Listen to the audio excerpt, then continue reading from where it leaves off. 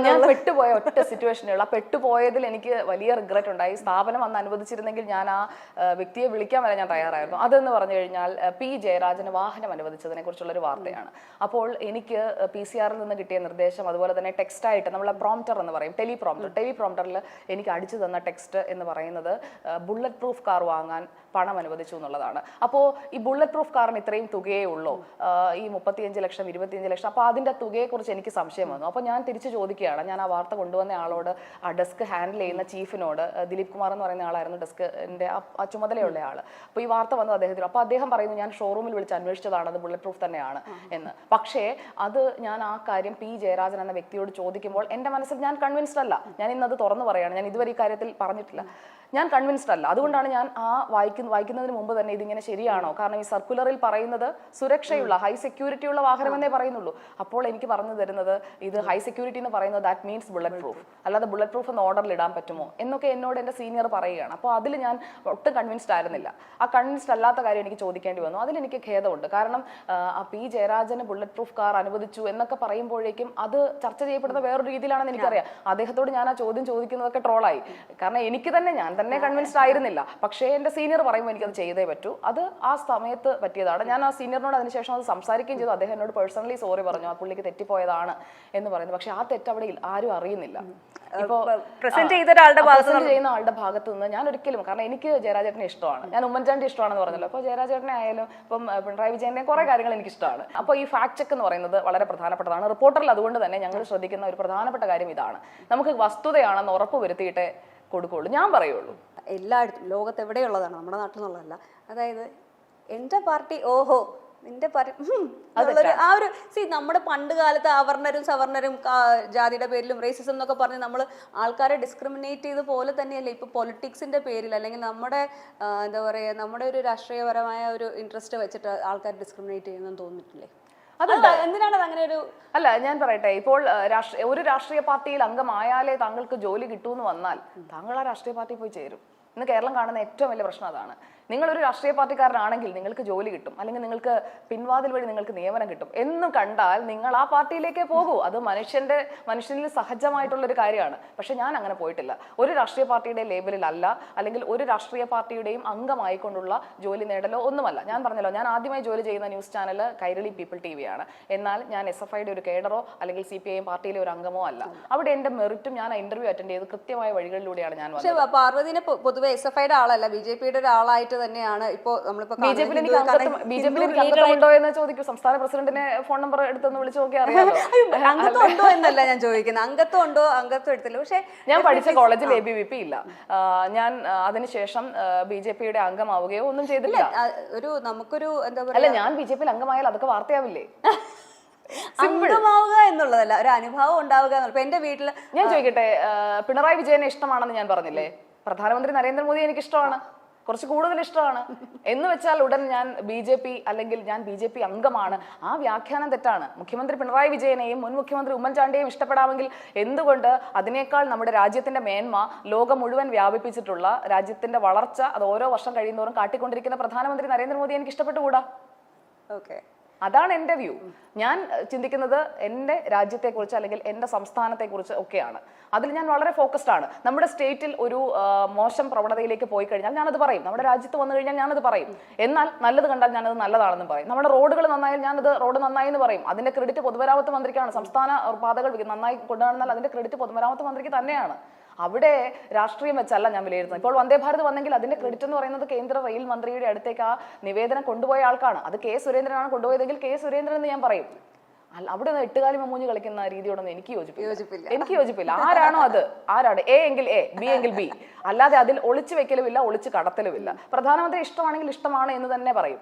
അപ്പോൾ പ്രധാനമന്ത്രിയുടെ മൻ കി ബാത്തിനെ കുറിച്ച് ഞാനും ഡോക്ടർ അരുണും തമ്മിലുള്ള തർക്കം വെക്കപ്പോൾ എന്നെ വിമർശിക്കാൻ സ്ഥിരമായി എടുത്ത് പറയുന്ന അതാണ്. പ്രധാനമന്ത്രിയുടെ ഒരു ശൈലി അതാണ്, ആളുകളുമായി കണക്ട് ചെയ്യുന്നത് മൻ കി ബാത്ത് വഴിയാണ്.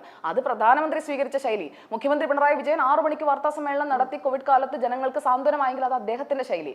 രണ്ടും രണ്ട് വ്യക്തികളാണ്, രണ്ട് ഭരണാധികാരികളാണ്. അവർക്ക് അവരുടേതായ രീതിയിൽ പോകാനായിട്ടുള്ള അവകാശം ഉണ്ടെന്ന് പറയുന്നത് പോലെ തന്നെ സുജയ പാർവതിയുടേതായ നിലപാടെടുക്കാനും അവകാശമുണ്ട്. You got the point? I got the point. പക്ഷേ മീറ്റ് ദ എഡിറ്റേഴ്സിൽ പലപ്പോഴും നിങ്ങൾ തമ്മിലുള്ള ഈ ഫൈറ്റ് സ്ക്രിപ്റ്റഡ് അല്ലെന്ന് ഇപ്പൊ മനസ്സിലായല്ലോ അല്ലേ? സ്ക്രിപ്റ്റിന്റെ ഇതിന്റെയൊക്കെ എന്താ ആവശ്യം? ഇതിങ്ങനെ കമ്പ്യൂട്ടർ പോലെ പ്രിന്റ് ചെയ്ത് വരുമല്ലേ? സി ഇപ്പൊ പലപ്പോഴും നികേഷ് കുമാർ സാറ് നിങ്ങൾ രണ്ടുപേരും ആർഗ്യുമെന്റിൽ നിൽക്കുന്നത് ഞാൻ കണ്ടിട്ടുണ്ട്. അതെ, സാറിന് ടെൻഷൻ അധികം സഹിക്കാൻ പറ്റാത്തതുകൊണ്ടാവും. പിന്നെ സാറ് എന്ന് പറഞ്ഞു കഴിഞ്ഞാൽ സാറ് ഞാൻ പറഞ്ഞല്ലോ, ഞാൻ ആ റെസ്പെക്ട് കൊടുത്താണ് എപ്പോഴും. ഞാൻ സാറേ തന്നെയാണ് ഞാൻ ആ ഷോയിലും വിളിക്കാറുള്ളത്. നികേഷ് സാറേന്ന് വിളിച്ച്, അതായത് ഞാൻ അദ്ദേഹത്തെ ആദ്യമായിട്ട് കാണുന്നത് 2011 ഈ റിപ്പോർട്ടർ ചാനലിന്റെ തുടക്കത്തിന് മുമ്പുള്ള ആ സമയത്ത് എന്നെ വിളിച്ചതിന്റെ അടിസ്ഥാനത്തിൽ ഞാൻ അവിടെ വരുമ്പോഴാണ് ഞാൻ ആദ്യമായിട്ട് നികേഷ് സാറിനെ കാണുന്നത്. അത് കഴിഞ്ഞിട്ടുള്ള ഞാൻ ഏഷ്യാനെറ്റിലേക്ക് പോയതിനു ശേഷം ഞങ്ങൾ നേരിട്ട് കണ്ടിട്ടില്ല. അത് കഴിഞ്ഞ് ഇപ്പോൾ വരുമ്പോഴും ഈ റിപ്പോർട്ടർ തുടങ്ങുന്നതിന് തൊട്ട് മുമ്പുള്ള ദിവസം കാണുമ്പോൾ സാർ എന്നെ കാണുമ്പോഴത്തേക്ക് ഇത് നമ്മുടെ കുട്ടിയാ എന്ന് പറഞ്ഞ് ചേർത്ത് പിടിക്കുന്ന ആ ഒരു വാമത്തുണ്ട്. അതാണ് ഞാൻ പറഞ്ഞത്, ഇന്നലെ കാണണമെന്നില്ല, വർഷങ്ങൾ കഴിഞ്ഞാലും നമുക്ക് ആ വ്യക്തിയുടെ ലൈഫിൽ അല്ലെങ്കിൽ ആ വ്യക്തി നമ്മളെ ഓർക്കുന്നുണ്ടെങ്കിൽ അത് ഞാനൊരു പ്ലസ് ആയിട്ടാണ് കാണുന്നത്. എവിടെ അവസാനിച്ചോ അവിടെ തന്നെ തുടങ്ങാൻ പറ്റും, എത്ര ഗ്യാപ്പ് ഉണ്ടെങ്കിലും അല്ലേ? അതെ, എനിക്ക് തോന്നുന്നത് ചിലപ്പോൾ അതൊരു കാരണം റിപ്പോർട്ടർ എന്ന് പറയുന്നത് അതൊരു വ്യത്യസ്തമായ പ്ലാറ്റ്ഫോമാണ് അന്ന് സാറ് ഡിസൈൻ ചെയ്തത്. ഞാൻ അന്ന് അതിന്റെ ഭാഗമായിട്ട് വരുന്നതും അങ്ങനെ ആ ഒരു ചിന്തയുടെ പുറത്താണ്. അതിൽ നിന്ന് ഇപ്പോൾ പുതിയ രീതിയിലേക്ക് അതിനെ കൊണ്ടുപോകാനായിട്ട് ഒരു ഇത് വരുമ്പോഴേക്കും അതിലേക്കും എനിക്ക് വരാൻ പറ്റുന്നു എന്ന് പറയുന്നത് ഞാനതൊരു പ്ലസ് ആയിട്ടാണ് കാണുന്നത്. കാരണം അത് ദർ ഈസ് സംതിങ്. അന്ന് അവിടെ നിൽക്കാതെ പോയ ഞാൻ ഇവിടെ തിരിച്ചു വരണം എന്നുണ്ടെങ്കിൽ എന്തെങ്കിലും സംതിങ് ഡെസ്റ്റിനി പ്ലാൻ ചെയ്തിട്ടുണ്ട്, ഇവിടെ വന്ന് എന്തോ ചെയ്യാനുണ്ട്. അപ്പൊ അതുകൊണ്ട് അതിനുവേണ്ടി ആയിരിക്കും ബ്രേക്ക് എടുക്കണം എന്നല്ലേ വിചാരിച്ചിരുന്നത്?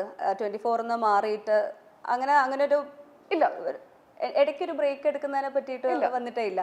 പക്ഷെ അങ്ങനെ ഒരു ന്യൂസ് വന്നതുപോലെ ഇല്ല, ബ്രേക്ക് എടുത്തില്ല. ഞാൻ കുറച്ച് തീർത്ഥയാത്രയൊക്കെ നടത്തി, ചിത്രങ്ങളൊക്കെ കണ്ടുകാണല്ലോ.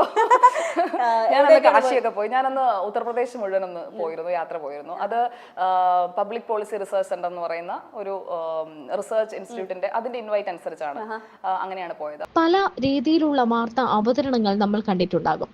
എന്നാൽ റിപ്പോർട്ടർ ടിവിയിലെ മൊത്തത്തിലുള്ള മാറ്റങ്ങളാണ് ഇപ്പോൾ സോഷ്യൽ മീഡിയയിലെങ്ങും വൈറലാകുന്നത്. BJPക്ക് അനുകൂലമായിട്ടാണ് സുജയ പാർവതി എന്നും നിലകൊള്ളുന്നത്. BJPക്ക് വേണ്ടി സംസാരിക്കാനും നരേന്ദ്രമോദിയോടുള്ള തന്റെ ഇഷ്ടങ്ങളൊക്കെ പറയാനും സുജയ പാർവതി ഒട്ടും മടി കാണിക്കാറില്ല. എന്തോരം ട്രോള് ചെയ്യപ്പെട്ടാലും ഒന്നും തന്നെ ബാധിക്കില്ല, തന്റെ രോമത്തിൽ പോലും തൊടില്ല എന്ന് പറഞ്ഞുകൊണ്ട് നിൽക്കുന്ന ഒരാളാണ് സുജയ പാർവതി. പെൺമക്കളുടെ അമ്മയാണ് സുജയ. തന്റെ വീട്ടിലെ കാര്യങ്ങളും ഭർത്താവിന്റെ കാര്യവും സ്വന്തം കാര്യവും ഓഫീസ് ജോലികളും എല്ലാം കൃത്യമായി നോക്കുന്ന ഒരാൾ കൂടിയാണ് സുജയ. താൻ അങ്ങനെയാണ് ശീലിച്ചത് എന്നാണ് സുജയ് പറയുന്നത്. ഫേസ്ബുക്കിലൊക്കെ ഞാൻ സോഷ്യൽ മീഡിയയിൽ അത്രയ്ക്ക് ആക്റ്റീവ് അല്ല, എന്നാലും കുറച്ചുകൂടെ കൂടുതൽ ആക്റ്റീവ് ആകണമെന്ന് ആഗ്രഹിക്കുന്നുണ്ട്. അപ്പോൾ നിങ്ങളുടെയൊക്കെ ആയാലും വീഡിയോസിന്റെ ഒക്കെ കട്ട്സ് ഒക്കെ വരുമല്ലോ, മൈൽ സ്റ്റോൺ മേക്കേഴ്സിന്റെ ആയാലും ഒക്കെ കട്ട്സ് വരും, അല്ലെങ്കിൽ മറ്റ് ഇതിന്റെയൊക്കെ കട്ട്സ് വരും, അതിനിടയിലൊക്കെ കമന്റ്സ് വരും. അതുപോലെ തന്നെ ഞങ്ങളുടെ ഈ മീറ്റ് ദ എഡിറ്റേഴ്സ്, അതാണല്ലോ ഇപ്പൊ ചർച്ചാ വിഷയം. ഇപ്പൊ എന്നെ വിളിക്കാനുള്ള ഒരു കാരണം അതാണല്ലോ. അപ്പൊ അതിലെ എന്തെങ്കിലും ഒന്ന് അറിയാതെ പറഞ്ഞു പോയി, അതെങ്ങാനും അബദ്ധത്തിൽ തഗ്ഗായി പോയി കഴിഞ്ഞാൽ, അങ്ങനെയല്ലേ നിങ്ങൾ പറയുന്നത്, തഗ്. അപ്പൊ അങ്ങനെ തഗ്ഗായി പോയി കഴിഞ്ഞാൽ പിന്നെ അങ്ങ് എടുത്തിട്ടങ്ങ് ട്രോളന്മാർക്ക് ചാകര എന്ന് പറഞ്ഞു വീണ്ടും അവളെത്തി എന്നുള്ള മട്ടിലാണല്ലോ. അപ്പോൾ അങ്ങനെയൊക്കെയുള്ള കാര്യങ്ങൾ അതൊക്കെ എന്ന് പറഞ്ഞു കഴിഞ്ഞാൽ കുറച്ച് പേർക്കെങ്കിലും നമ്മൾ പറയുന്നതിൽ, അതായത് ചിലതൊക്കെ വളരെ സീരിയസ് ആയിട്ട് ഞാൻ പറയുന്നതായിരിക്കും, അതും ചിലപ്പോൾ തമാശയാവും, പക്ഷെ അത് കുറച്ച് പേർക്ക് സന്തോഷം വരുന്നുണ്ട്. ഇപ്പൊ ഇരുന്ന് ഇന്റർവ്യൂ ചെയ്യുന്നതിന് ഇത്രയും ചിരിച്ചില്ലേ, അപ്പൊ അത് നമ്മൾ ആ ഒരു സംഭാഷണത്തിൽ ആ ഒരു വൈബ് വന്നുകൊണ്ടാണ്.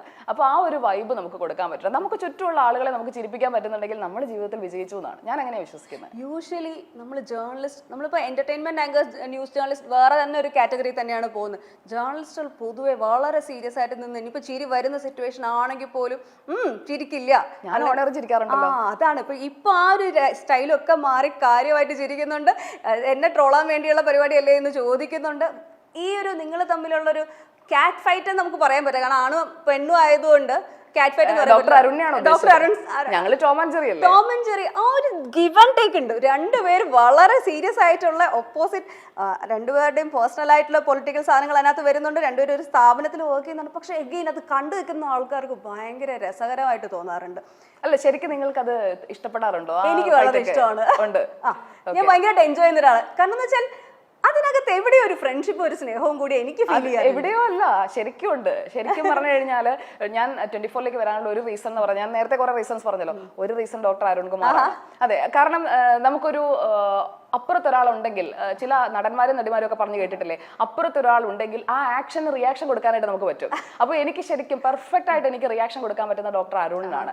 തിരിച്ചും അങ്ങനെയാണെന്നാണ് ഞാൻ കരുതുന്നത്. അടുത്ത ഇന്റർവ്യൂവിന് ഡോക്ടർ അരുണിനെ വിളിക്കണേ. തീർച്ചയായിട്ടും. അപ്പോൾ ആ ഒരു ഗിവ് ആൻഡ് ടേക്ക് വരുമ്പോഴേക്കും അത് ഇതുവരെ മലയാളം ന്യൂസ് ചാനൽസിൽ കണ്ടിട്ടില്ലാത്തതാണ്. അപ്പോൾ ഈ മീറ്റ് ദ എഡിറ്റേഴ്സ് എന്ന് പറഞ്ഞ ഷോ കൺസീവ് ചെയ്യുമ്പോൾ ആൻഡ്രോ സാറും, ഞങ്ങളുടെ MD ആൻഡ്രോ സാറും, അതുപോലെ തന്നെ നെറ്റ്വർക്ക് പ്രസിഡന്റ് അനിൽ അയ്യൂരും ഞങ്ങളുടെ ആ ഒരു എഡിറ്റോറിയലിന്റെ ഭാഗമാണ്. ഡിസ്കസ് ചെയ്യുമ്പോഴേക്കും ഇങ്ങനൊരു ഷോയെ കുറിച്ച് പറയുമ്പോൾ എല്ലാവർക്കും ആദ്യം ആദ്യം ഒരു ടെൻഷൻ ഉണ്ടാവുമല്ലോ, എനിക്ക് ആ ടെൻഷൻ ഇല്ലായിരുന്നു. കാരണം ഇതെന്ന് പറഞ്ഞ ഒരു പ്ലാറ്റ്ഫോം ആണെന്നുള്ളതാണ് ഞാൻ അന്നേരം മനസ്സിലാക്കിയത്. കാരണം ഇങ്ങനെ ഒരു പ്ലാറ്റ്ഫോം മലയാളം ന്യൂസ് ചാനൽസിൽ ഉണ്ടായിട്ടില്ല. കാരണം നമ്മുടെ എന്താണോ പേഴ്സണൽ പൊളിറ്റിക്സ് എന്താണോ, നമ്മുടെ വ്യൂ പോയിന്റ് എന്താണോ, അത് ഓൺ എ ഗിവൺ സബ്ജക്ട് നമുക്ക് പറയാൻ പറ്റുന്നു, നമ്മുടെ ഒരു നിലപാട് പറയുന്നു. അപ്പൊ അതും എന്നെ കളിയാക്കാറുള്ളതാണ് കേട്ടോ, നിലപാട് ഞാൻ മാറ്റില്ല. അത് എനിക്കുള്ള ഒരു ട്രോളാണ്. അപ്പോ അതൊക്കെ എന്ന് പറഞ്ഞു കഴിഞ്ഞാൽ നമുക്ക് കൃത്യമായിട്ടൊരു ഒരു വാതിൽ തുറന്നു കിട്ടുകയാണ്. അതായത് ന്യൂസ് ചാനൽ മേഖലയിൽ ഒരു പുതിയ ലോകത്തിലേക്കുള്ള ഒരു വാതിൽ തുറന്നിടുകയാണ് മീഡിയ എഡിറ്റേഴ്സ് എന്ന് ഞാൻ ഇന്ന് പറയും. ഇത് ചിലപ്പോൾ ഒരു 5 വർഷം കഴിയുമ്പോഴത്തേക്ക് നിങ്ങളൊക്കെ പറയും അന്ന് വാതിൽ തുറന്നിട്ടത് ഇതാണ്. നിലപാടുകളുടെ രാജ്ഞി പറയാണ്.